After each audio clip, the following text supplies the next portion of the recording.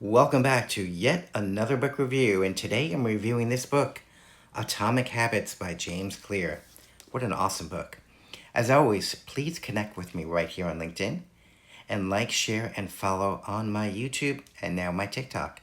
So, as you already know, I talk about AI a lot, maybe too much. And yes, AI can absolutely help you in almost whatever you do. But at the end of the day, it's your habits and your processes that make you successful or not. Technology can amplify what you do, but it can't replace good discipline, consistency, or intention. That's why this book still matters so much. So let's talk about why this book works, despite no technology at all. One of the strongest ideas in Atomic Habits is that small habits, formed by choice, give you a sense of control over your life. And lack of control is a problem for a lot of people. It gives them a feeling of helplessness that keeps them from becoming a better version of themselves. This book can help you with that. And it helps you focus on what you can control, even if it's very small.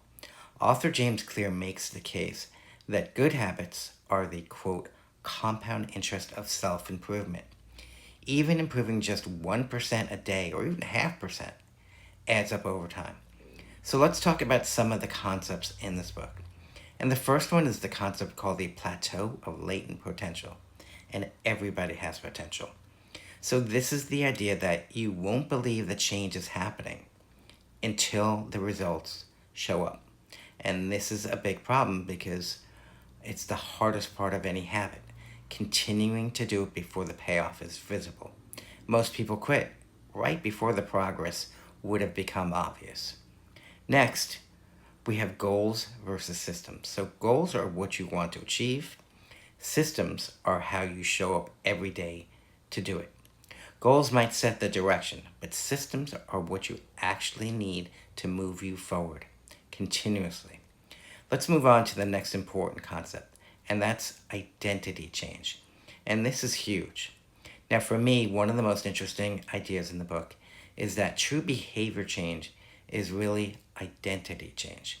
What you believe about yourself, what you think you are, is what you're going to become. This goes beyond goals. And yes, it even goes beyond systems. If you define yourself as somebody who does something, or more importantly, who does not do something, that identity drives your behavior. It's what you become. Of course, this way of thinking can reinforce negative beliefs too. But once you understand this concept, you can start choosing behaviors that slowly reshape how you see yourself. And hopefully, you'll put that in a positive direction. Now, there are the four laws of behavior change. Number one is make it obvious. Building new habits, we first have to understand what we're doing right now. So the book suggests, and so do I, tracking your habits and noting whether they serve a positive future or they serve a negative one. Now, even before reading this book, I noticed something interesting in my own life. When I write something down, I use a paper planner, but you can use whatever. I tend to do it when I write it down. If I just think about doing it, I'm far less likely to follow through. Probably won't happen. This law also introduces habit stacking, linking a new habit to an existing one. For example, after you work out, eat a super healthy breakfast instead of having a donut as a reward. Your environment matters too, and you can choose it. You can reduce bad habits simply by reducing exposure to the cues that trigger them. The next law, number two, is make it attractive. Habits are tied to dopamine, it's in our DNA, and that motivates action both good and bad. The idea here is to connect the habits you need with the habits you want. This also applies socially, through your friends, your family, your community, your environment. They all influence your behavior. This book suggests that joining a culture, for example, people who like to read books and are trying to improve themselves, that's easy to find online. And you can extend it offline as well. So you still get to fit in, and that's a basic human need, but it also reinforces positive behaviors. You can also reframe habits to highlight the benefits, and that increases motivation. The third law is to make it easy. Starting a habit isn't about perfection. It's just about starting. Habits are built through repetition, not intensity. And then rituals matter, daily or semi daily routines that naturally lead you into good actions. So make good habits easy to start, and then make bad habits harder to do. The fourth law is make it satisfying. We're more likely to repeat behaviors that feel rewarding. And what gets rewarded gets repeated. Tracking habits here, it helps too. You're seeing the progress before the results show up. You can see it on paper.